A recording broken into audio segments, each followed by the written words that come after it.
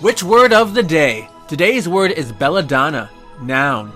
Belladonna is a well-known nightshade poisonous plant described by its allure connected to witches throughout the ages. Belladonna typically has uses in astral travel, necromancy, bewitching, and glamour magic. Belladonna is also said to be used in a hallucinogenic flying ointment, which was often implied to be absorbed through sexual organs. And in the novel Witch Witch by Eva Ibbotson, the wizard Ahriman holds a contest where whichever witch performs the blackest act of magic will be his bride. Belladonna is beautiful and secretly loves Ahriman, but she is a white witch, unable to perform any black magic.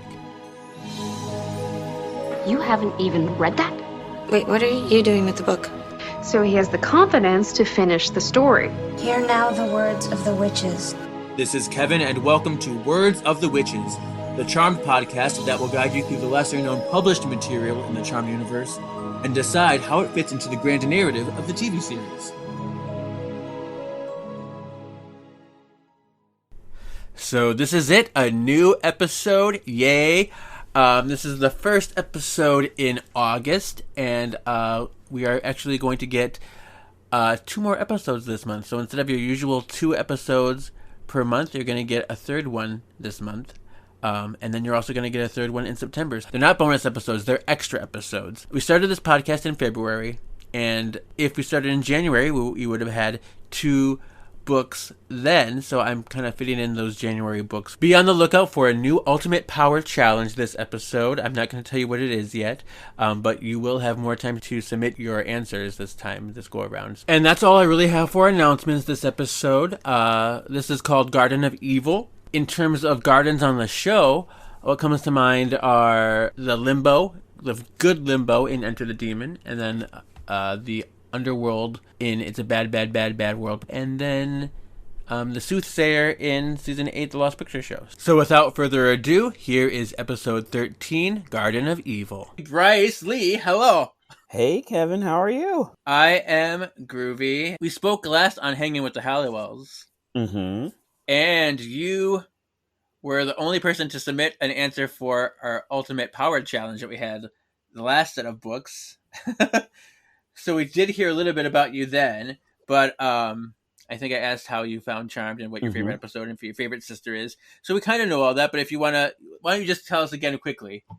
Favorite Charmed sister is Paige, of course. Yes, I love Paige. I'm an only child. I have half siblings, so who are older. Wow, I just realized very similar because it's 3 of us. I'm the youngest, and I'm also the only half sibling. So, yeah, I love Paige. I love the fact that she started off as a social worker. Like, her literal job was kind of being a charmed one before she was officially a charmed one. I don't know. She's just fun. I love her hair colors. Where are you from?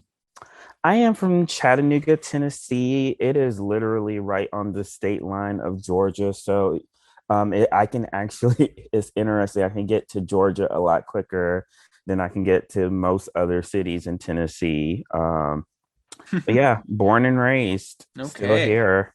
Yeah. I've never been to Tennessee, but, Shannon Doherty's from there. Her hometown is Memphis. So yes, that's my second home. My aunt lives there. So during the summers, I would go stay there. Very cool. And you are a bit of a sock aficionado, right? How many pairs of socks do you have? Okay, so I'm doing this thing right now. I have close to 200 pair. I've decided to challenge myself by wearing a different pair every day of the year. The problem is that I'm starting to run into an issue where I order them online. It's hard to find like different types of patterns. So that is a challenge within itself. But yeah, I love socks. Yeah, I've always loved socks. That's cool, and you get all the fun ones. I see your posts. I'm like, always a new pair. It's cool to see. Well, yeah, being in a professional environment, there's only so much you can really do with like your everyday clothing without it becoming too distracting. So the one way I can kind of like spice things up a little bit is through my socks. Yeah, I dig it. Before we started, you mentioned that talking to me now makes you 1 degree from James Mansfield. Yes, I am a big Drag Race fan, and I there are a few queens on the show like her and Tempest du Jour that I think didn't get a fair shake. They got sent home like really, really early. And seeing them post Drag Race, I'm like, two things either happen, like either you that just wasn't the particular medium for you, or like we just really didn't get to truly see that particular queen, shine. And I like James Mansfield. And I just wish we got more. I really do. Yeah, I've known James since he was about 8, or she was about 8 years old. Oh, wow. We went to elementary, middle school together. But yeah, I agree. Because James is very funny, and the YouTube channel is hilarious, and lots of personality. You can tell from the podcast that we do together that there's lots of fun stuff that we do. I think once you get on the show, I've had a few friends that got on the show so far. But once you get on the show, I think it's a different kind of pressure. And I think he was kind of really in his character, because James Mansfield is very much a character. He's probably going to listen to this. He probably won't listen to this, actually. But yeah, he's very much, in that character, not really giving himself in that first episode. So I can see. Yeah, and I really, one thing I do like is that, because you're in the quote unquote Midwest, and I really do think that we kind of sleep on the Midwest. Like, I'm glad we finally got 2 winners out of the Midwest, but like, Kim Chi, you got Trixie Mattel, and all of these great things, like because it's, New York and Texas and Atlanta, there's just so many good Midwestern queens. So I love Drag Race. So yeah, Trixie was a friend of mine as well. We worked in the mall together at Mayfair Mall. We also acted in a play, The Normal Heart, together here. Oh, that's such a good play. Yes, he was very good in it. And then and we went to college at UWM together, and so I remember that first time I spent the night at his house, and we watched what's that cheerleader movie? Bring It On? No, But I'm a Cheerleader. But I'm a Cheerleader. We watched that at his house, and it was very fun. And I actually asked Brian to be on this podcast, but he said he didn't really know Charmed that much, so I gave it a rest. But it's fine. It's fun. I'm trying to get Simone on now, because I saw Simone post about the Book of Shadows. I'm like, you need to come on my show. We talk about Charmed. It's hard getting her to respond. She did like my collection. Hey, you've gotten a lot further than a lot of people probably have, because she's like hot stuff right now. She's the new reigning queen now. Of course. So she's probably super busy, and I know I'm like, whatever. Cool. But we're not here to talk about Drag Race. We can go on and on for that. Yeah. We're here to talk about Charmed. Yes, sir. Garden of Evil. Yes, my book. I have it. It's on my desk. I liked it. I can't wait to talk about it. I really like this book. I know. I'm excited. Lots of things to go over with this, so we'll get into it. Let's just describe what the book is. First, all solo season 4 promo pictures, so all individuals that I kind of put together on a copy and paste format. But season 4, Phoebe, Alyssa Milano in her pink swoopy neck thing. Yeah, she's still blonde a little bit. Yes, exactly. And then we have Paige in the middle. This book. This is Paige's first book as like a central character. This is her book. So it's perfect for you as a Paige fan. And then we have Piper on the right, and looking at her beautiful long hair. But then we have behind them this beautiful green foliage. There's a little bit of flowers close to the forefront, a big tree and green, and then in the far distance there's like this mansion, a giant house. It looks like a CG house, but it's there in the background. Yeah. It has the tagline, "Not every fairy tale has a happy ending." 4 ellipses, 4 ... And then the back says, "By the powers above and by all things good, bring me a love who will always be true." That doesn't rhyme, but fine. That was disappointing. The Halliwell sisters and their honeys are enjoying a rare afternoon off from fighting evil. Even though the 2 couples try to keep the vibe free of romance, Paige can't help feeling like a fifth wheel. But where to find a guy who not only embodies everything she wants in a boyfriend, but will also understand her witchy lifestyle? Then, while saving an innocent, Paige connects with the girl's boyfriend, Micah. Micah seems perfect. He's attractive and attentive, and he lives in a beautiful mansion in the hills outside San Francisco. Paige thinks he could be her Prince Charming, but the fairy tale turns sinister when he invites her into his garden, an enchanted prison from which there is no escape and where the strongest bonds are those of love. So, yeah. And the author is Emma Harrison, published July 1st, 2002, and reprinted November 4th, 2002. And the novel is set in the same time frame as the last book, between A Night to Remember, season 4, episode 6, and Black as Coal, season 4, episode 8. That is exactly what I was thinking, because I'm like, it feels like it is around that episode where what is the guy's name who is like Cole but backwards, like he had the black paint. Sykes, yes. I was like, it feels like it was around that episode. Yes, exactly, because it had to be between there, because in A Night to Remember, Paige moves into the manor, so Paige has moved in, and in Black as Coal loses its power, so it has to be before that time. Then, yeah. So it's exactly between. That makes sense. So chapter 1, Paige is at the park with Phoebe and Cole and Piper. This has happened in like 3 books already so far. They love the park.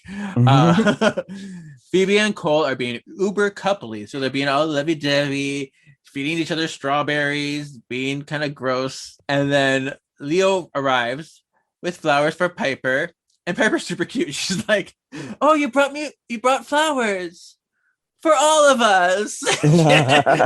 She's like trying to like be respectful of Paige, because she knows that she's having a hard time feeling like a fifth wheel, much like in the fifth Halley Wheel. Yeah, exactly, like that episode where they're all making out at P3, and she's like, "Okay, well, I'm gonna go." Like, so Paige is like, "Whatever, I need a boyfriend," and Phoebe takes Paige with her. She's like, "Come with me, let's go get some ice cream." But when they go get ice cream, Phoebe touches a frisbee of this college girl. And when she touches the frisbee, she gets premonition of a demon mauling her to shreds. Lovely. What was that, a duck? Yeah, I had an alarm set and I just silenced it really quickly. Okay, I'm like, ooh, ducks. That's cool. It's making the duck sound effects for the park. That's what it is. Yeah. There's a lot of premonitions and a lot of things that happen in these books that are more graphic than you would ever see on the show. I'm like, okay, she's getting mauled to shreds. I don't want to see that, but sure, we'll read about it. It almost reminds me, I can't remember the episode where like Phoebe has a premonition and it shakes her so hard that like she has like physical like evidence of it. That was in The Eyes Have It. Yeah, The Eyes Have It. Yes. When Oren blasted in the premonition and then she got like hit in the real world. Yeah.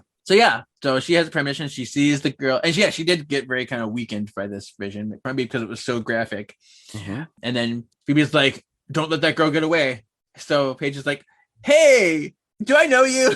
I thought that was very clever. It was. I'm like, I wouldn't know what to say to her. You know, if you tell her she's going to be attacked, she's going to like run even further away. So Paige is always the one to be clever. She has smarts. So she's like, "Hey, do I know you? You go to this college, right? Maybe I took a class with you." She's like, "Yeah, that's the one." Yeah. So she's like, "Yeah, my name's Regina Traeger. Cool. Well, hopefully maybe I'll see you next year or something. I don't know." And so they got a name. Good. And then Phoebe tells her sisters what happened in the vision, and they make plans to stop it. Like, we need to stop this girl from being, killed. I like it. When I read this first chapter, I immediately pictured the credits coming on. Exactly. After that. All right, chapter 2, it's all you. The sisters return back to the manor and they find the entry for the demon, which compares the demon to Wolverine and Freddy Krueger. The demon's name is a Placum, which I can't tell you. I'll probably spend like 20 minutes thinking that maybe this was like an anagram, or maybe it was something Latin, but I didn't come away, or maybe it's something backwards that I wasn't, familiar with, but I really liked it. It kind of reminded me of Abraxas a little bit, just, a Placum. I wanted to read what the book said about him real quick, his entry. Placum was a huge, hulking creature with the physique of a giant football player. It was covered in scales and had 7 fingers on each hand. each boasting a long, sharp talon. From the seething grimace on its creepy face, it hadn't seen many happy days. So, yeah, so a very grumpy Lady Deathstrike kind of demon. So, Yeah, that's exactly how I almost kind of thought of like how sloths had like those curved fingernails on their yeah. paws. So Phoebe actually writes down the vanquishing spell, gets a vanquishing potion, and she can't shake the feeling that there's another evil presence in her premonition. Paige is the one who finds Regina's address in the phone book. Don't you love that phone book? Yeah, phone book. Like that was like those are everyone had them. That's like they do it in the Terminator too. That's how he finds Sarah Connor in the phone book. I'm like, man, those were the days. Yeah, I remember every summer we would get a brand new phone book. I don't think I've gotten one in like over a decade now. I I can't think it's all imagine. web based now. Right, because who's gonna want their information out there? People are so like private and so scared these days, you know. And now everyone has a cell phone now. So, Yeah, it's not as necessary. but lucky for Paige and the Charmed ones living during this time because they were actually able to find Regina's address. Right, this time it actually saves lives. Phone books save lives. Phone books save lives. And so, meanwhile, Piper is down in the kitchen. She charms some crystals for protection. She gives a crystal to each one of the sisters and then begins the vanquishing potion. The sisters go to Regina's sorority house and go on a stakeout. And meanwhile, Paige is back to engaging in her all-time oral fixation, which is lollipops, which This is the third book in a row to mention the lollipops. They're really obsessed with the lollipops. But I'm like, I guess it's good. I'm like, well, yay for consistency. I'm trying to think, is the whole lollipop thing abandoned after Size Matters? They do have. Oh, you said size matters. Yes. Mm-hmm. Yeah. Because then Enter the Demon and then Size Matters, where she's like, "Oh, I'm gonna go get Finn and lure him out with my." Yeah. Like, Yeah. But yeah, I don't know if they don't highlight it much after that. So. Okay, good. I think they realized that like Paige brings I hate to say it this way, but she brings the brains to the operation. Because Piper is kind of like a blunt weapon, and Phoebe is very much the emotional one. So I think Paige brings that, brain power. So they realized probably they didn't have to rely on her quote unquote sex appeal. Right. And they watch Regina arrive with her boyfriend, who they all notice is stunningly handsome. I mean, who did you envision? Like, if you had to think of an actor, who do you think this guy would be? Let's see, dark hair, blue eyes. I would imagine him with a beard because I love scruffy guys. Mm-hmm. I don't know. Maybe it could be like Robert Downey Jr., young Robert Downey Jr. Yeah, or I was thinking if we did like a darker hair color on like Chris Hemsworth. Oh, yeah. Oh my gosh, yes, that's the one. That's the winner.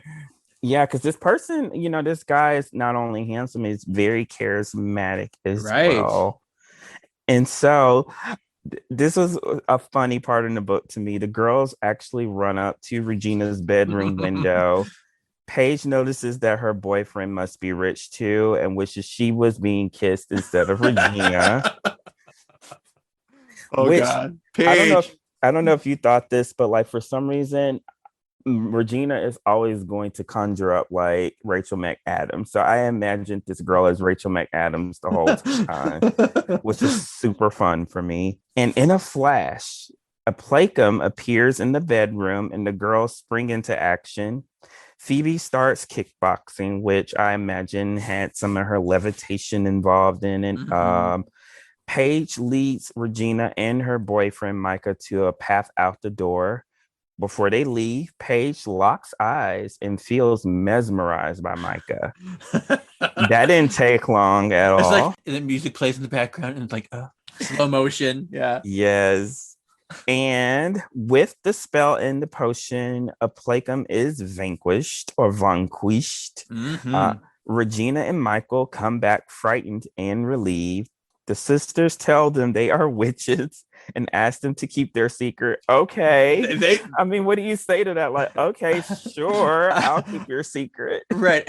And they've told people before, but that seems like a real quick, like, hey, yeah, we're witches. Get used to it. Like they didn't give it a second thought at all. I'm like, all right, well, sure. I don't know these people well enough to trust them to keep my secret, for one. Like usually they have people, like they have a like an interview process in a way, like they narrow it down. Now, are we talking, I guess it would depend on, are they witches in the sense of we have supernatural powers, or are we witches like in that episode with the mummy where, you know, Daryl brings them in and they're like psychics and, you know, they can help out that way?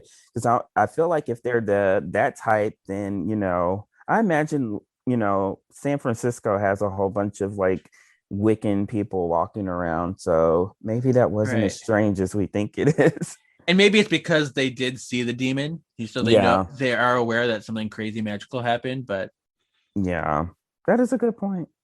And so they leave the room, and Paige thinks she has fallen in love with Micah at first sight. I mean, you gotta tread carefully if you're going after somebody else's boyfriend. That's what I got to say. Because it's like, he's with this girl you just helped save. So much for bro code. Right. I know. I'm like, oh man, Paige. Okay. Well, here we go. The next morning, Piper is basking in the glow of a painless and successful vanquish. Phoebe is at the table, and Piper's like making breakfast. She's all like happy, and Phoebe is just sitting there kind of like in a daze. She's like staring, and she's concerned about the night before. And Phoebe is wondering if Micah could be evil too, and they missed it. And this is not to be confused with the Micah from All Hallows Eve. This is a totally different Micah. The doorbell rings, and Paige goes to answer the door to find Micah there. Whoa. Quelle coincidence. Paige is a puddle. She's just swooning. She's like, oh, hi. What are you here for? Oh my God. Don't mind my clothes. I didn't have time to dress up yet. Piper and Phoebe then come into the room, and apparently Micah goes to P3 and recognized Piper. So he contacted a friend who works for P3 named Tyrell for the address to the manor. I don't know if that's creepy or if it's nice. It just seems like a lot of work. Yeah. It's like, all right, tell me where she lives so I can say thank you. You can just write a letter. Like, if you get her address, just write a letter. Yeah. But, you know, he wants to make an impression, I guess. Or just show up to the club like when it's open. Sure. You know she'll be there. You've seen her there. So, but yeah, Micah says, I just wanted to stop by and say thank you again. Like, cool, okay, thanks. Bye. As he's leaving, he's like, actually, Paige, can I talk to you in private? And they go outside into the porch, like, sure, Micah, I'll talk with you in private. And they talk for a little bit, and Micah asks Paige for a date. She's like, but aren't you with Regina? And Micah says that he hasn't felt anything with her for 3 dates. And so Paige agrees to go out with him. So I guess she's assuming that he broke up with her.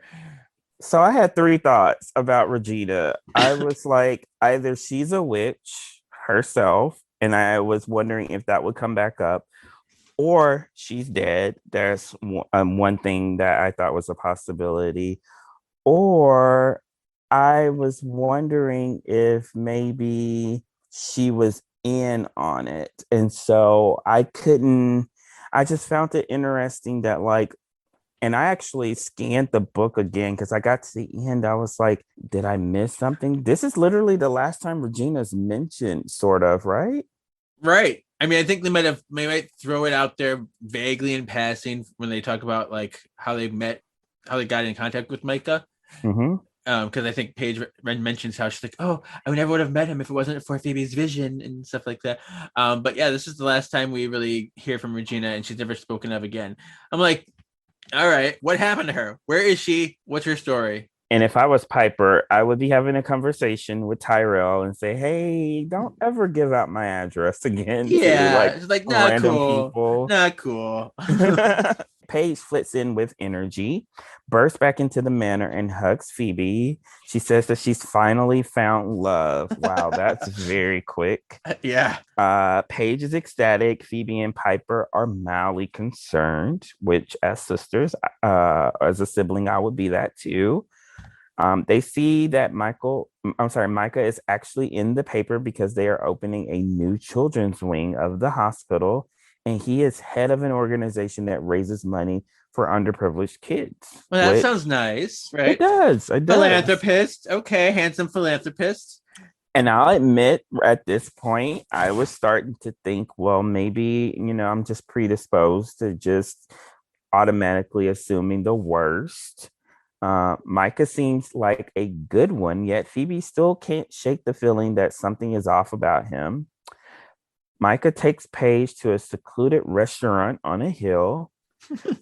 This is unbelievable. So are you. I wrote that down there because I'm like, it was like the cheesiest thing. He was so corny. Everything he said to Paige was like, "Oh, you're beautiful." Which is so funny. It's just a true testament that, like, depending on who's saying it, like a cheesy line can be cheesy to one person, and then you would completely fall for it for the right person. That's true. And how they deliver it too, I suppose. If they got something under their voice, some gravel and some, some determination, maybe it would sound a little sexier.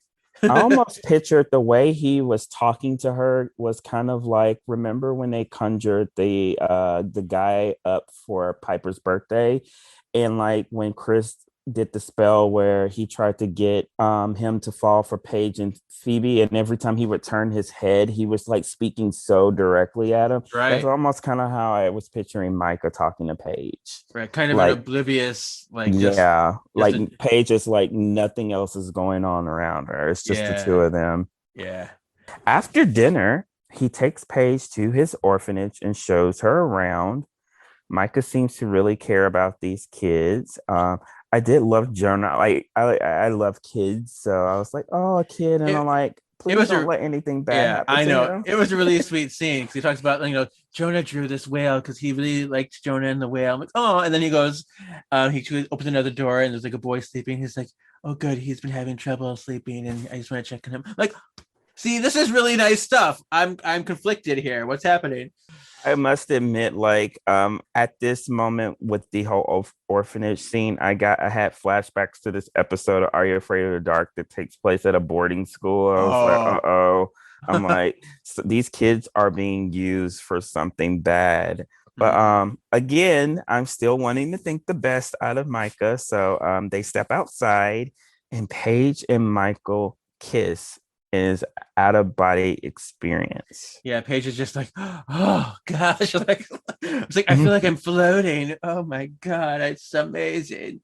So chapter 5, Piper is at P3 doing the books, and Tyrell is there too because he's working overtime, I suppose. And Piper asks him, "How do you know Micah? Hey, I heard that you're friends with this guy that came into my house." And Tyrell tells Piper that Micah ran the halfway house where Tyrell ended up. Because he had like a drug problem and stuff like that, and he got there and got clean. And Micah was a cool guy that ran it, and he was always, helping him through and stuff. So, okay, cool. Paige comes in now to P3. She arrives and she tells Piper all about her happiness and how great Micah is and how in love she is. And Piper is getting some red flags as she's talking because Paige is talking like she's in some kind of trance in a way. And she's like, he's going to take me to his place tonight. And Piper's like, isn't that kind of fast? You're going to go to his place? You don't know that much about him. I don't know. And then Paige is like, oh! Like, why are you against me and my love?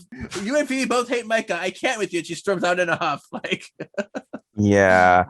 I love Paige, but these temper tantrums that she threw out at various points in the book, like I had to convince myself that it was part of the spell he had over her because I just refuse to believe that our Paige would be so like petulant like that. Yeah, right. She's had her feelings hurt before, and she's been a little belligerent at times, but nothing like that.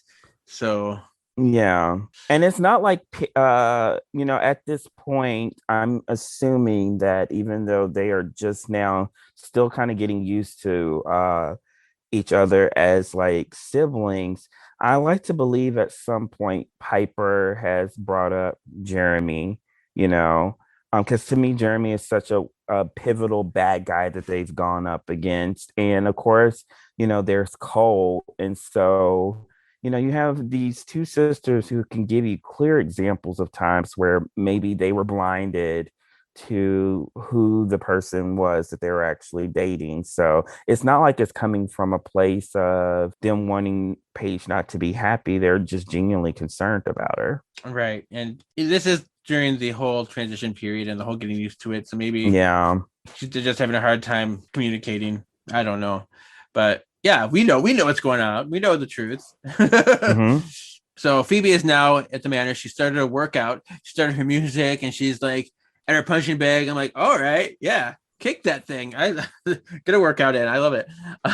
Were you picturing? Do you remember in? I was thinking of Enter the season 1? Demon. Oh, season 1. Oh, you mean you're talking about the Slam Man? Yeah, that's what I was picturing. I was like, is Which that proves what it anyway? Yeah. And I want to say that was down in the basement that she ended up moving it. In season 1, when we were first introduced to it, she was working on it in like the solarium. That's where she was first doing it, but she did move it down to the basement at some point. So Yeah. yeah. But she's doing her workout, and she's determined to find something new about this nagging feeling about another evil in her vision. So Phoebe stops her workout and she goes back to the Book of Shadows and just does another glance through, and she sees an entry on Vandalus. It says that Vandalus, one of the most violent, destructive demons of the underworld, fought for centuries against its arch nemesis Applicum for dominion of the dimensions. If one ever killed the other, the vanquishing demon would reign supreme, bringing untold horrors to humanity. Fortunately, the elders managed to lure Vandalus away from his loyal minions long enough to cast a powerful spell on him, banishing him to Earth in the early 19th century. As a human, Vandalus is tall of stature, with dark hair and piercing blue eyes. The color is almost unnatural. So Phoebe is just like, oh my gosh. And then it kind of ends there, that chapter. That is so funny to me. There's like, we're going to banish you, but we're going to make you really good looking. I know. Yeah. We're going to be human, and we're going to write about how good looking you are in the Book of Shadows. I'm not like, why not make this person like a cockroach? You obviously have the power. Like, if you really want to banish someone, turn them into something that down the line, they're not going to come into contact with someone who could potentially set them free. I know. Why are you making their lives easier? I don't understand. Micah takes Paige to a Hollywood movie premiere. Paige is excited to be kicking it with celebrities. So that's something she shares in common with her big sister. Mm-hmm. Afterwards, they go see his mansion. His garage could fit the whole manor inside. I was trying to picture this. Right. When they wrote that, I was like, oh man, really? Wow. Okay. So Paige is intoxicated and dizzy with feelings of love. Micah tells her she has to see his garden. Paige suddenly loses her dizziness and becomes alert. Before heading outside, Piper calls Paige, telling her to come home right away. Micah, obviously upset, caves and tells Paige he will have his driver take her home. Which again, I'm thinking to myself, maybe he's not too bad. Right. Maybe he's under a spell. Right. Because like, come see my garden. And it's funny how once he mentioned the garden, Paige is like, oh, like she has like that witch sensory, like, I don't know, something's not right about the garden. And the fact that he let her go after that was like, oh, all right, okay, maybe he's okay. Which to me was the first step in like the Beauty and the Beast comparison. It's very much that. Yeah. Yeah. It just pictures the scene where Beast lets Belle go to check on her dad. So she arrives home and meets Piper and Phoebe in the attic. Phoebe has shown Piper what she found in the book earlier, and they are relieved Paige is okay. They tell Paige about Vandalus and think the book describes Micah. Paige refuses to believe that it's Micah, claiming the description is too vague. Phoebe points out that he also hypnotizes children to be part of his army. Paige is outraged at the accusations and storms out. Yeah, that whole hypnotizing children part. I'm like, okay, Yeah, okay, that should have been the red flag right there. right. But like, we've all been there. We've all seen the red flags, but like Yeah. it's something that I so related to Paige because I'm like, I know there are people I've dated that like there are red flags galore, but like you just find ways of excusing certain behaviors and things. So Paige just storms out of the manor, and she drove all the way back to Micah's mansion. Much to his delight, he was waiting for her at the door. Come in, come in. One mustn't lurk in doorways. It's true. Micah takes her out to the garden, and Paige admires the beauty. She admires a genetically engineered hybrid rose, which I thought was funny because she was drawn to a hybrid rose when she's a hybrid herself. Mm-hmm. And the actress's name is Rose. Yeah, right. Oh my gosh. And while they're in the garden, Micah and Paige kissed, and she felt as if she was floating again. Paige goes to follow Micah into the house, but he holds his hand up. He's like, "Stop. You need to stay here. This is your new home." And I'm like, that I got goosebumps. I'm like, okay. Yeah, I was like, You need to stay. This is your new home. And she's like, what do you mean? You're going to stay here and be my love. You said you loved my garden, and so you'll stay in my garden. It's like now it's getting into really like creeper, like scary stuff. Mm-hmm. And so he left her there. He left her in the garden. It's dark out. It's getting cold. And Paige tried to leave, but was blocked by invisible walls. So now he's like these invisible force field walls. Mm-hmm. And then Paige yells, "You're a vandalist, aren't you?" And Micah's like, "I'm hurt that you would think that I'm anything but a man who loves you." Like his responses were so very ominous. He's not being nasty. He's playing this scorned lover who's still in love with her. So it's very strange. Micah grabs Paige's cell phone from the bag on the other side of the invisible wall, and he comes up to the wall and he just stomps on it. Like, yeah, we don't need this phone anymore. And then he leaves her alone in the darkness. So this is exactly for this scene. This is why I chose the book. Like when I heard the term garden, like I am a huge poison ivy fan. So I didn't know if they were going to be fighting like a plant-based monster or anything. But in my opinion, this is so much creepier being trapped in a garden. In my view of it, it was a huge garden. Maybe there was hedge maze attached to it. Like, yeah, the way they describe it, it seems like there's like multiple gardens connected. So there's always like, this is this section, and then you go over to this hedge, and there's another section of, and then he said there's like another like house area where there's a bathroom and stuff. It's like another like, but she's not allowed to sleep there. She has to sleep on the floor in the dirt. So yeah. And this is where I'm going to put in an ultimate power challenge. There's one more battle on the horizon, one unlike you've ever faced before. Ultimate power challenge. This ultimate power challenge is going to be a tough one. So Paige is trapped in the garden. So I am going to throw it out there. If anybody can find all the times a regular character has been in jail, not counting like trapped somewhere or put in a cage. I mean like actual like legal jail. So, when you say regular characters, are you including the charmed ones or? So people who are considered like a season regular. Okay. Somebody who was the main character for a season when they were in jail. But yeah, that's the ultimate power challenge for this one. As we're not going to reveal the answers until the 16th episode. So we've got time. Paige awakens early in the morning and tries to orb to the other side of the wall for freedom. But of course, her magic is blocked. Micah comes in with a delicious breakfast and warm, clean clothes for Paige. Paige rejects them all and regrets that she was so blind and stupid. Piper and Phoebe begin to get worried about Paige. They start researching Micah on the internet, but he seems to be a saint. Where's the evil? They stumble upon an article about a former girlfriend found mutilated. Dead in Michael's office. She was the third woman tied to Micah who lost her life in 5 years, but he is not a suspect. What? And I'm just like, office? I'm like, what the hell? Like, how is he not a suspect? And they said that in the book too. I'm glad. They're like, how is that possible? Like, that's something's not right. Piper and Phoebe deduced that it was Applecom killing all these girls and are somewhat comforted that they vanquished him already. But why is he killing Micah's girlfriends? Phoebe stepped on Paige's protection crystal that she must have dropped on her way out. I thought that was very clever. Mm-hmm.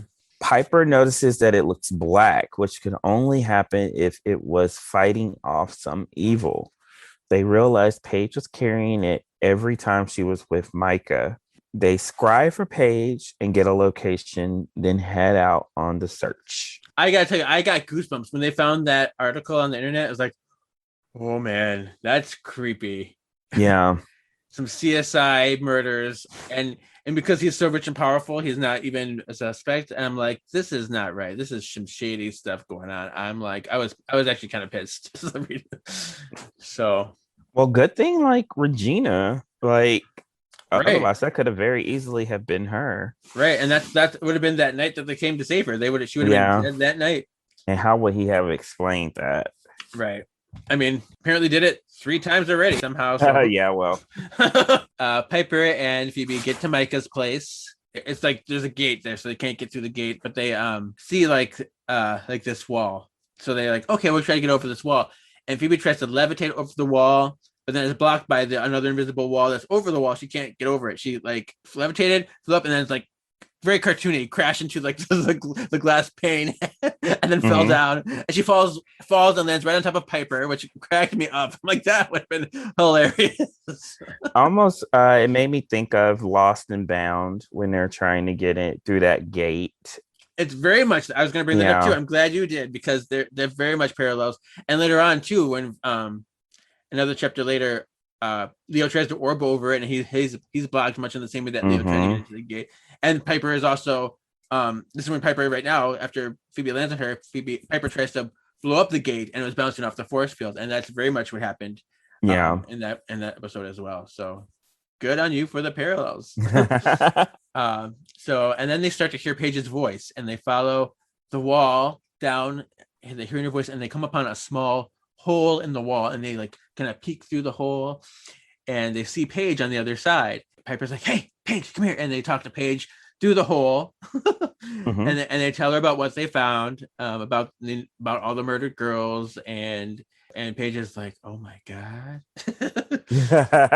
So then they call Leo because they can't figure out a way in. None of their magic is working, and he couldn't orb through the barrier either. So there he goes. He can't orb through. So everyone's magic is blocked out, and no one has any ideas on how to save Paige. They know they have to get to her. They know she's in trouble, but they're out of ideas.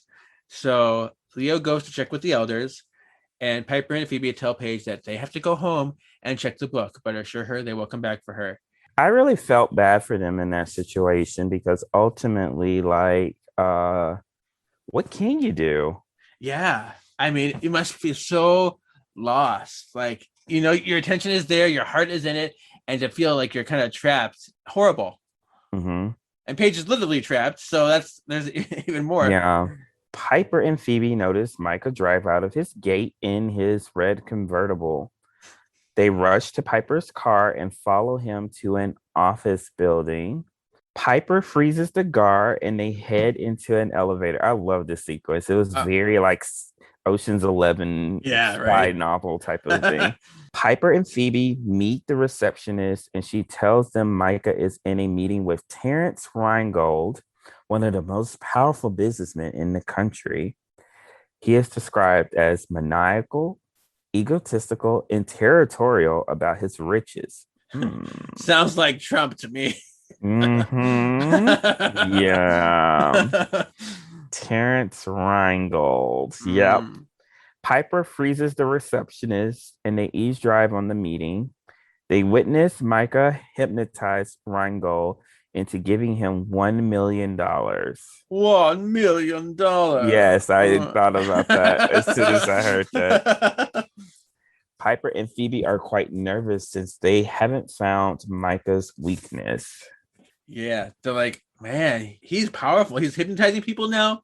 He's got force fields. Like, what is this guy? It's so funny though. This that $1 million definitely puts this in a particular time and place because I feel like if it was written today, it'd probably be 1 billion because 1 million just doesn't sound like a whole lot of money anymore. I know, isn't that crazy? I mean, for me, it's a lot, For but I me, mean, it does, but but like, for the world at large, I suppose, yeah, it's you know, if you think of the millions that are spent on movies and the millions that celebrities are making, you know, mhm, chapter 11, Micah comes to Paige in the garden with a dinner for two. Paige is completely famished, but still refuses to eat. I don't blame her. I mean, right? She's mad. And this is kind of, I don't know if you heard the Soul of the Bride episode, but it's similar where Phoebe was kept captive in the underworld and they were trying to get her to eat stuff. And she's like, no, I will not eat your crappy food. So it's kind Mhm. of very parallel to that book already, too. Although hindsight being 2020, like the end game requires her to be alive. So I would be willing to bet in this case it wasn't anything wrong with the food.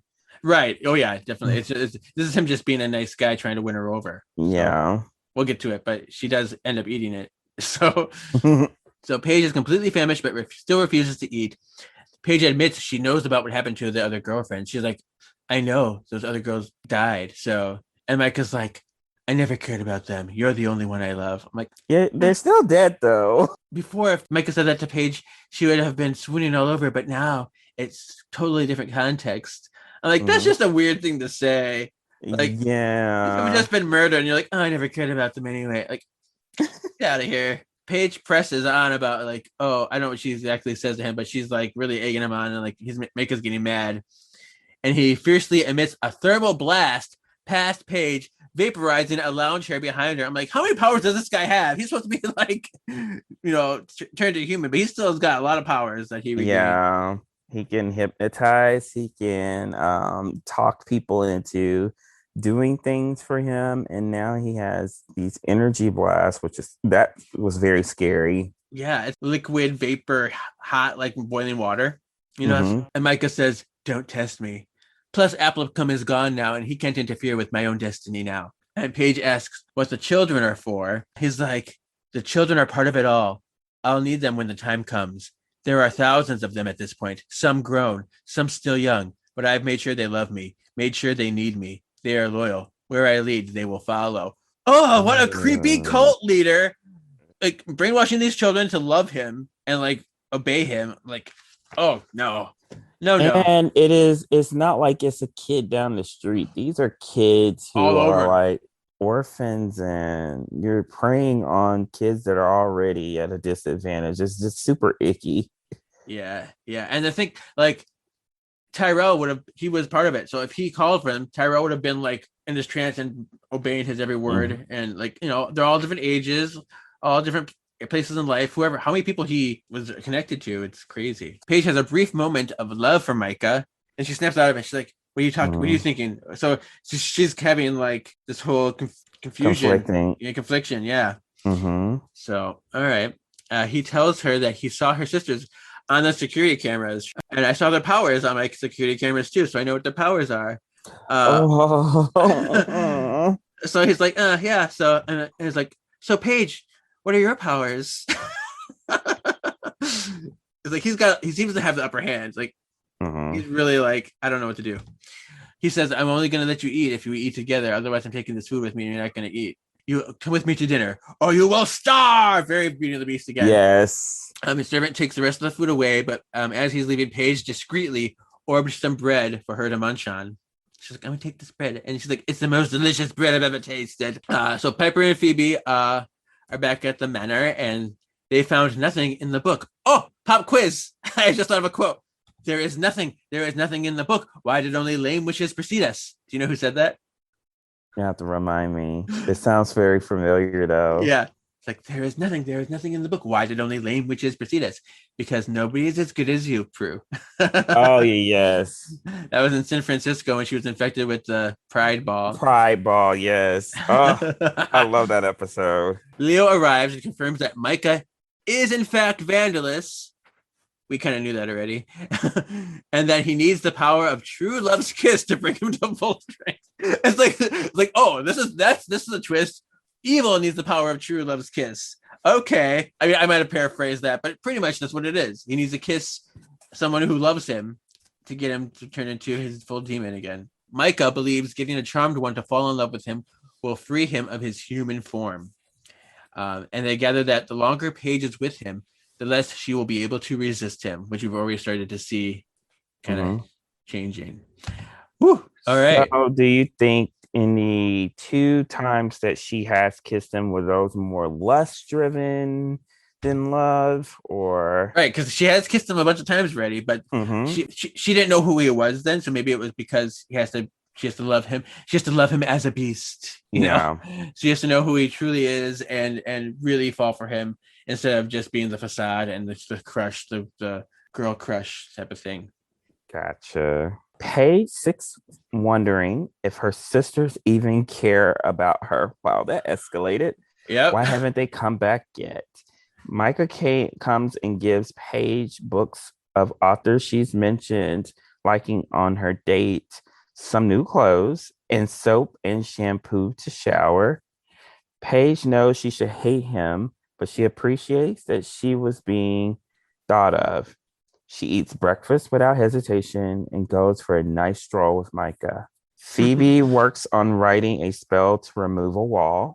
Phoebe and Leah orb to Piper. Piper and Leah orb to Micah's mansion, and they see Paige. Paige talks to Piper she seems very content. Paige tells her that she knows he is a demon, but she sees the good in him. Sounds familiar. He cares for her more than her sisters do. Oh, come on, Paige. Piper is appalled. Micah is evil, and he is using Paige. Why can't she see that? Piper, fearing the worst, turns to Leah and says, "We actually lost her." Sniffle. Which will not be the last time that Piper says that this quote unquote season. Right. Yeah, this is some heavy stuff going on. Yeah, I love the book part because to me that's basically the scene in Beauty and the Beast where he takes her into the library and Yeah, it's like, I've shown you this. Look at all the wonderful things I can give you.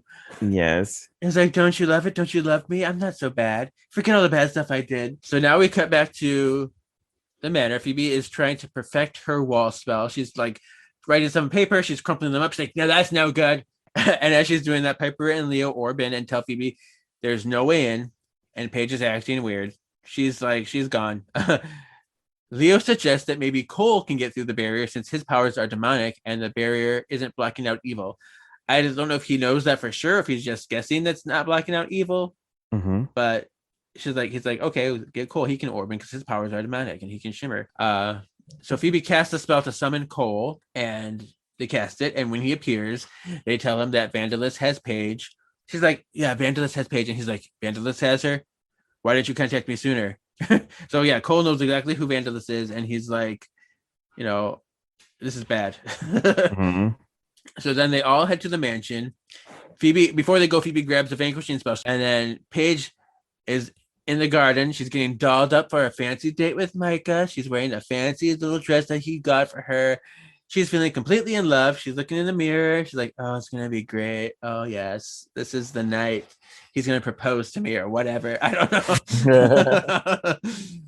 And she danced with Micah they're waltzing together under the stars. She had this nagging, rational voice in her head, which I thought was funny. She's like, no, he's bad. He's bad. And she's like, no, stop it, head. Stop it, voice. That's not what I want to think. Like, so she's really like in and out of what's logical here. I kind of pictured in Coyote Piper how there was like that version of Piper kind of standing outside of her body, observing everything. That's how I kind of pictured Paige was. And then there's the hypnotized version of her in her body. Sure. Interesting.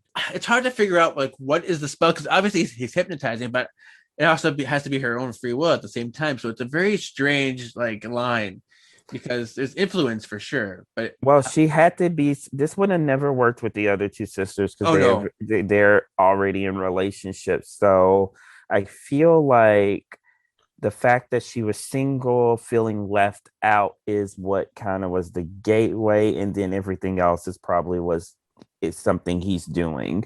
So it's So it's tapping into those emotions and making them Yes. take over very much. Mm-hmm. Okay. Gotcha. Very nice. Very nice analysis. Cool. So Cole, they're outside of the gate, but then Cole shimmered everybody except for Leo. Leo didn't go in because I guess I don't know why he didn't go in.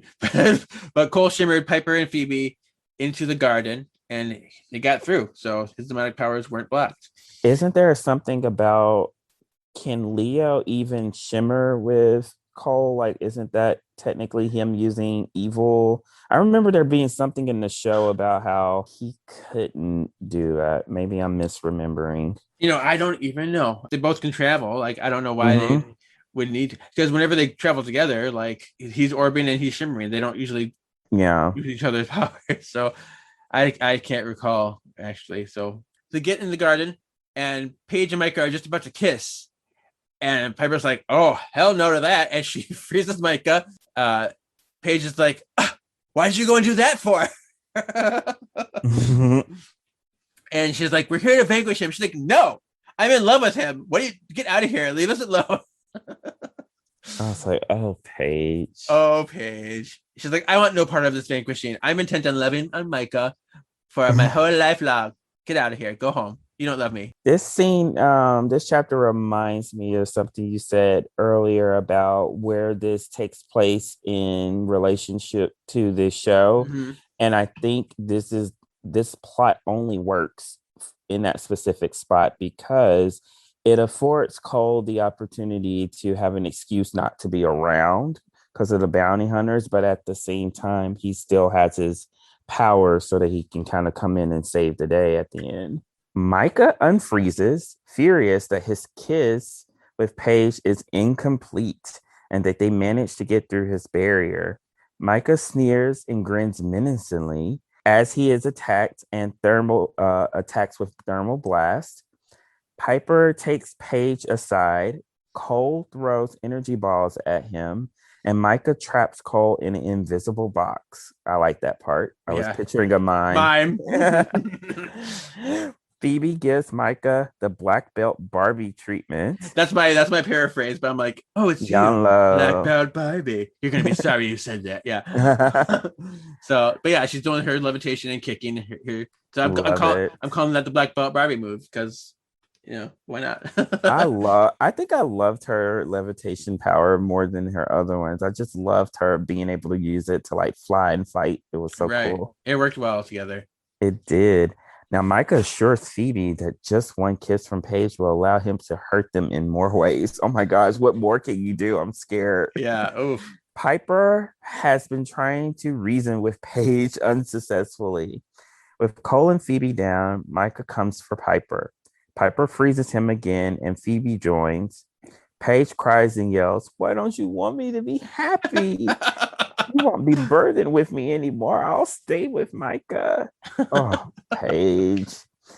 Phoebe casts a revelation spell that forces Micah into his demonic form. Paige is immediately shaken out of her daze, finally, but still confused. Paige reads the vanquishing spell with her sisters. Beams of light shoot out of Vandalis's wrist, slicing him into dust as they whiten to merge. The force field is down, and Leo orbs into the garden. Paige falls to her knees, questioning everything, and begins to cry. Oh, I hate when Paige cries. Yeah. Leo orbs her home, but she still does not feel okay. I mean, no, I wouldn't feel okay. You've been kidnapped for like 2 days. This is a crazy scene. I really appreciated that because there's a lot of allegories here, which I'm going to get into at the end. But to think that your whole mind is like mush right now. You have your brainwash, you have the logical. You don't know what's real. You don't know. Does she love him? Withdrawal of all that stuff. And I get the emotion, and I get why it's weighing on her, and it's very sad. Pepper awoke, happily comforted with Leo. So the next morning, and she's like feeling good. But she was concerned. She's like, I need to check up on Paige. And Piper goes and leaves the room. She goes to check up on Paige, and she sees Phoebe and Cole outside of Paige's bedroom door as well. So they were concerned as well. Mm-hmm. And then Piper and Phoebe agree that Paige probably felt underappreciated and unsure of her place in the family long before Vandalis. And this has just brought it out. And then we see Paige in her room, and she threw the black dress that she got from Micah in the trash and carried the can downstairs. She's like, I'm getting rid of this. I'm washing my hands of this. Mm-hmm. And Piper and Phoebe made Paige a big breakfast and gifted her a set of keys for Piper's car. It's so weird because Paige has her own car, but Yeah. I want to be able to drive your car to wherever I want. So it's a nice gesture, but it's weird. I feel like they could have given her a better gift, but Mm-hmm. and then they apologize to each other and bask in some good-natured sister bonding before the book ends. So Ta-da! technically, this is like the third peace offering they've done for Paige because Piper made her like the basket of like muffins, and then they let her move into the house. So hopefully Paige now feels accepted as part of not just the power of three, but as a Hallowell sister. Yes, you are the family. Yes. Did you have any final thoughts? I know you had some stuff you wanted to talk about. So I was sitting here thinking that the whole situation where they happened to vanquish the demon was the first time that Vandalus was encountering them. But now part of me wonders, does this go as far back as making sure that Tyrell is hired to work at P3? Oh my. Like how far back does this plan go? Because everything fell into line perfectly, even down to the fact that like, did he plan Phoebe's premonition? Did he make her go see them? Ooh. Yeah, we don't know where that frisbee came. It could have came from. We didn't see who threw it necessarily, so who knows? That is scary. And he is powerful, so I mean, I wouldn't put it past him having all of these powers. Wow. But, and I love the last scene. The last scene reminds me of the episode where they vanquish Cole, and they're all just kind of like nervous downstairs, and Paige is like, so are we gonna go upstairs or not, and like check on her, and like Piper's like yes, and like she was just waiting for someone to like say it was okay. And so them standing outside in the hallway outside of Paige's room kind of reminded me of that moment. Very much, yes. Those beautiful human things that we need. I love that. Micah doesn't act like your typical evil. He's scary because he tries to be kind and loving whilst doing some seriously fucked up things. Like Paige, even when I knew he was evil, they wrote him in a way that was endearing and charming. So it's like, this is bad. I wanted to understand him more. I wanted to understand his motivations because like maybe there is something in him. And I think it's an allegory that explains why there are still so many people that continue to stay in deeply toxic relationships. Yeah. Because, they do something nice and they forget all about the bad stuff and all the things that are actually hurting them. And they really hyper focus on the good things that they see. Agreed. And I guess there needs to be a point where you realize that it's not right and you deserve better, but it takes steps and you have to really kind of teach yourself to come out of those whatever habits. We even saw it with there's a point in the story where Paige kind of equates what she's going through with Phoebe dating Cole, but like Phoebe rationalizes why her situation is different. And I'm thinking to myself, at the end of the day, y'all are both dating demons. It's just that it's going to take you even longer to find out, that the person you're with is not the person you need to be with. At least Paige only spent like a couple of days with this person. Right. I mean, things escalated a lot quickly, and Cole was, definitely troubled, but he was a little bit more stable. He wasn't nefarious. Yeah, he at least had that half human component, whereas this guy was made human. Right. But it's still very much all demon at the end of the day. When Phoebe lands on Piper, it reminded me of when Paige orbs on top of her in it was in The Three Faces of Phoebe. Yeah. So she's like, ah! Crack me up. Anyway, I'm going to reiterate. When Paige broke down after Vandalus is vanquished, it was a very poignant moment for me because she was questioning her sanity and what was real, feelings of loss and regret, love and heartache and resentment and exhaustion.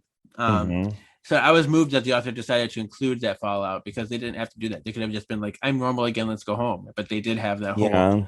So I really liked that. Cool. put that in my canonical hat. Canonical. So is there anything else that you kind of can tie into the lore of the real show, if there's anything that makes it not canon?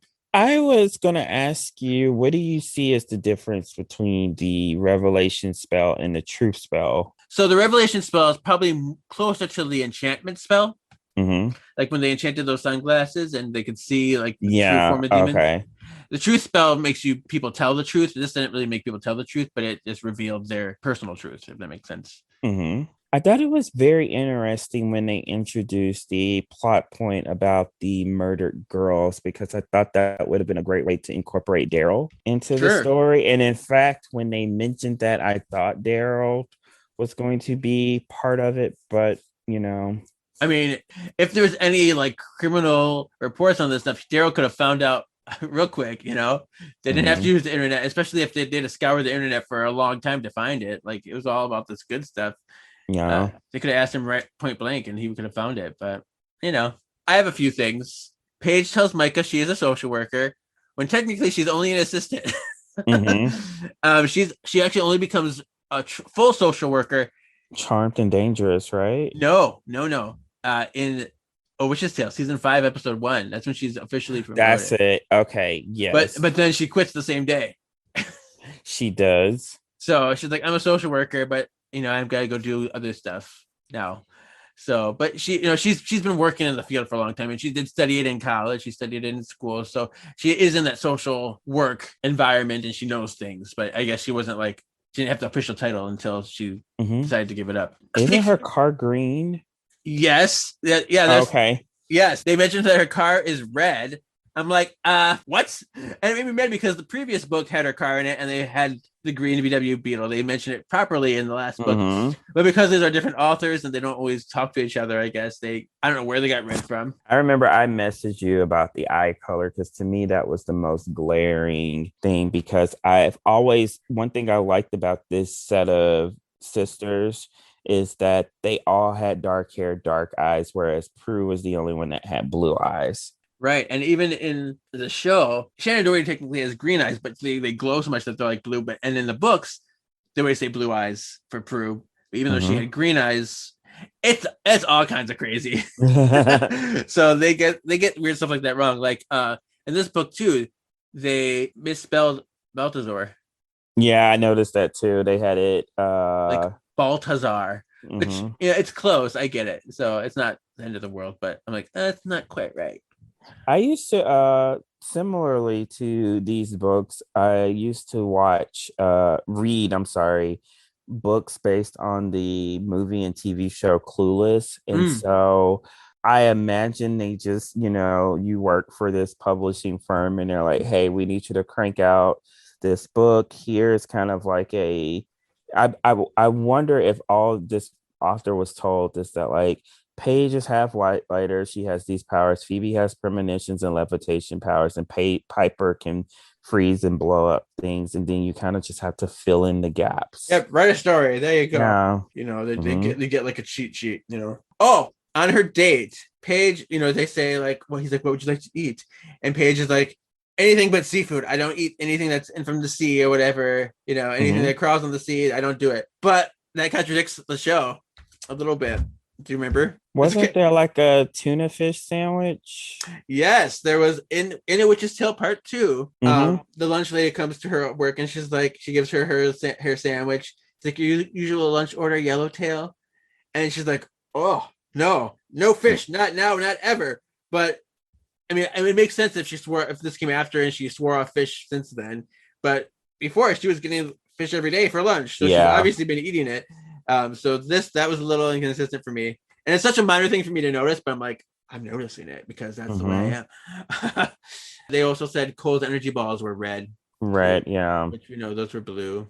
I also think this story did a good job of kind of foreshadowing some things, like you mentioned, the fifth Hallowell episode where she's definitely feeling left out, as well as predicting the fallout that's about to happen with the source and everything.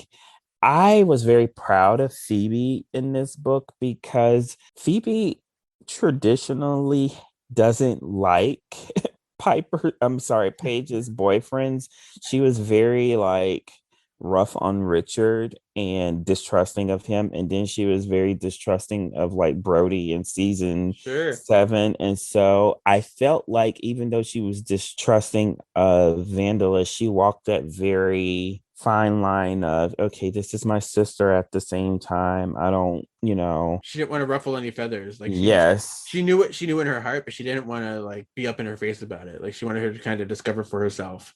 Yeah. So she was like kind of concerned, but keeping a distance. She's like keeping a watchful eye. Which is like, I love, like, I think I read this book for Paige, but I really came out loving Phoebe, Yeah, definitely. She was a key player, and she did good stuff. And I think because she was still brand new to the family, she's still discovering it. So Phoebe did good. She did. She played the middle sister very well, because I thought that I've always liked season 4 because we get to see timid Piper kind of, realize just how powerful and strong she is. And then Phoebe was always the flighty, free-spirited one, and it kind of forced her to grow up a little bit. And I thought this book did a good job of showing how much she's grown up since Prue has died. Yeah, totally. That lovely observations. Again, see, perfect people. That's why you're perfect for this podcast. I love it. They mentioned how Paige tries to orb over the wall, but at this point too, she hasn't learned to orb a distance. She hasn't learned to orb a distance until the source is gone. Till the 3 faces of Phoebe, that's when she starts landing on Piper and stuff. So I like, and now that you bring that up, that I like that, because like her orbing had phases to it. Because I remember it was a big deal when she could like start carrying people with her. Yeah. Oh, and they kept mentioning Piper's car was an SUV, which sure, but they could have been more specific and called it a Jeep Grand Cherokee, because that's what it is. I actually have model cars of all of their cars from the show. I love that. Yeah. All right, I guess that's all for that. We had a lot to talk about with canonical, but that's good. Now we're into rhyme time. We're doing some spells. Should we try a spell? Why not?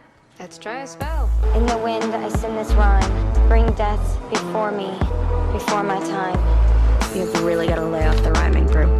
Wonderful. Witty, but wordy. I did the rhyme. I will do the time. Good night. So the first spell was the one to vanquish Applicum. The spell comes with a potion, and it says, "Whispering winds surface well." Oh, you're saying it with me? Oh, okay. Yeah. Oh, okay. Ready? All right, here we go. Ready? Mm-hmm. Whispering winds serve us well. Take this demon back to hell. I love it. Yeah. Sometimes it can be just very simple. Exactly. You don't always need a very involved spell. I mean, if they're making me feel powerful, I want more. But if sometimes a nice, simple, straightforward one is just perfect. That's the trick. So, and that I don't mind that spell. It's good. It works. It serves its purpose. Has perfect words. I dig it. The next one. Ready? To summon Cole. Powers that be. Return Cole to me. Again, very simple and to the point. Yes. It's funny that she had that spell. She made it up, but because they do have a Balthazar summoning spell that they could have used too.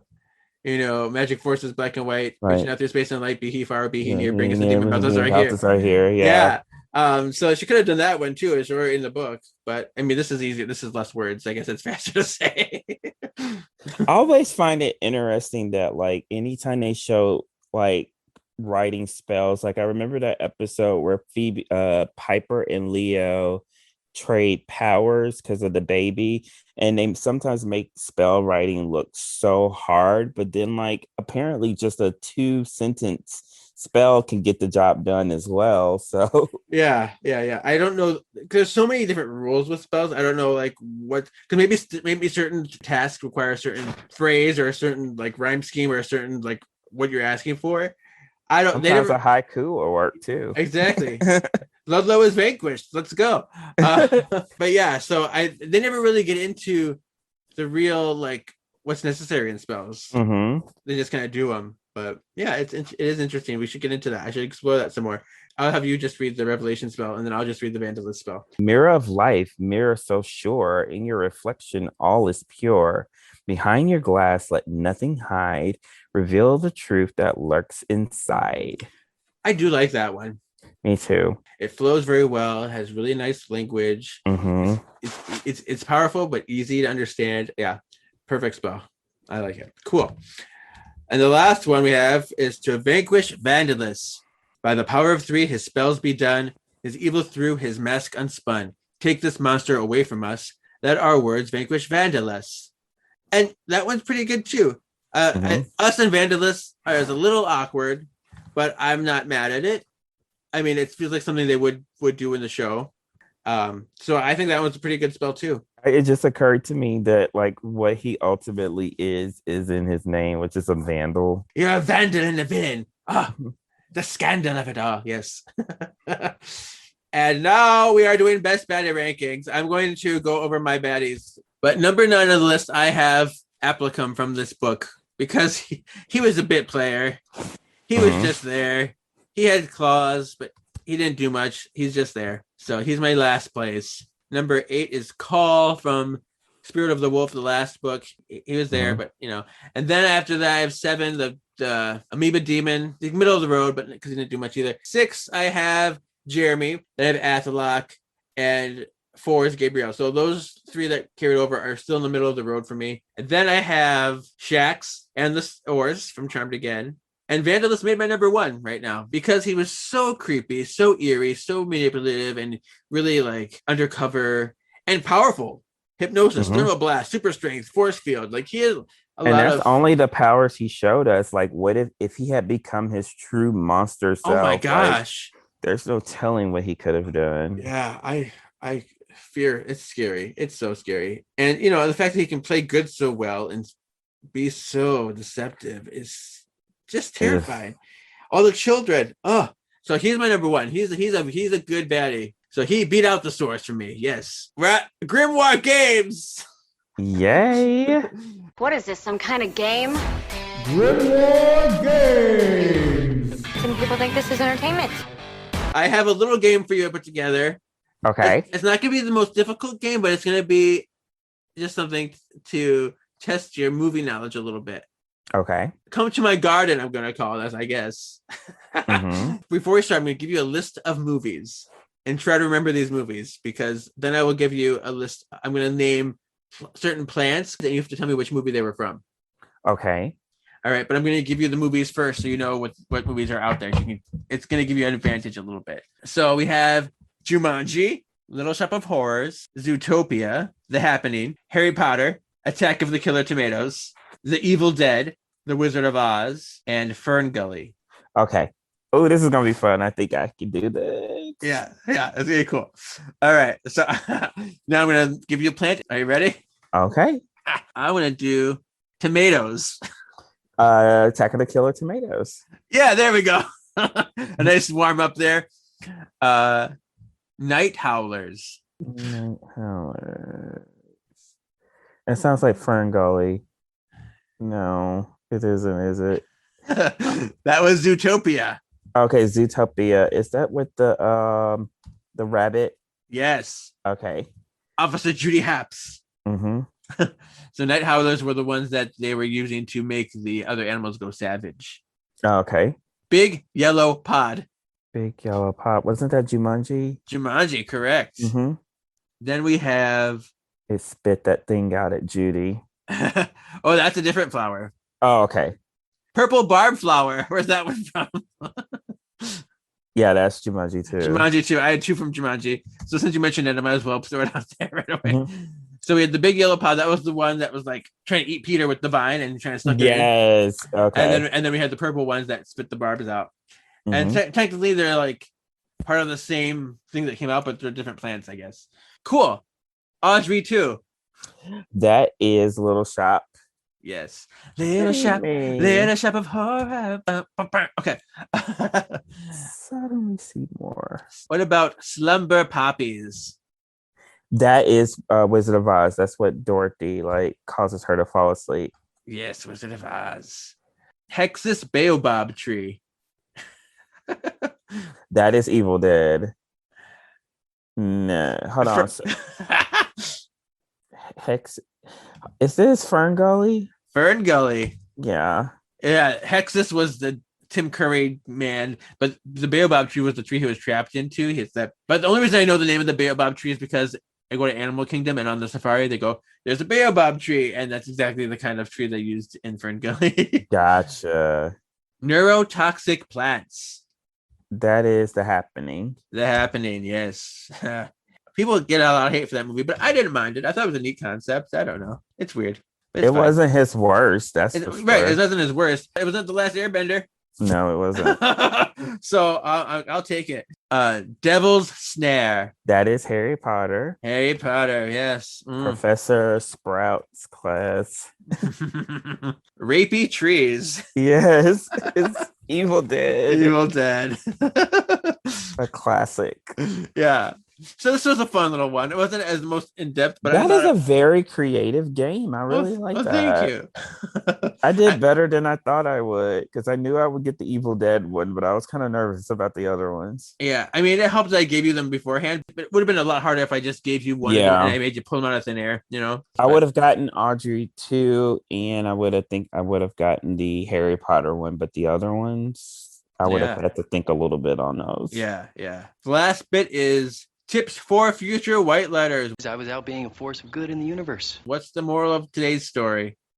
The moral of today's story is don't date someone who literally just got out of a relationship with someone that you just saved. Don't steal someone else's boyfriend. Yes, I don't care if he says that, it's not working out or anything. You need to confirm first. Mine is, if you or a friend appears to be trapped in a toxic relationship, try to provide them with the tools to recognize it and get out. Mm-hmm. And take comfort in the fact that it's okay not to be okay for a while. Yeah, I like that. Yeah. All right. Well, that's the end. We did it. We made it through. Did you have any things you wanted to plug or social medias or? I just have a regular Instagram. It's Bryce Elwin, or maybe call me Bryce Lee. I'm on Twitter as well, but yeah, you'll see me geeking out over socks and books and movies. Very low key. Yeah. Follow the podcast at Words of the Witches on Instagram, Facebook, and YouTube. All one word. And you can email us at wordsofwitchespod@gmail.com. And you can follow my other podcasts with Sean, Hanging with the Halliwells, which you can hear the lovely Bryce on there as well. We'll see you in 2 weeks, but you're going to get 2 more episodes this month, so be on the lookout for those. All right. Yay! Your destiny still awaits.